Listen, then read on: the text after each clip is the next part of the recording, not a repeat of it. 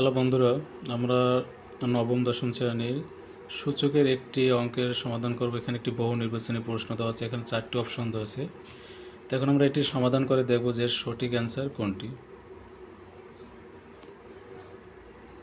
এখানে আছে 4 into 2 power x plus 1।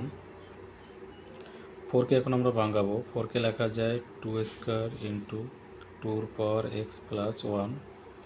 এখন আমাদের এই যে 2 স্কোয়ার, এখানে ভিত্তি 2, আবার এখানে 2 পর এক্স প্লাস 1, এখানেও ভিত্তি 2, তাহলে এখানে আমরা 2 কমন নেব। 2 কমন নিলে পাওয়ার থাকে 2।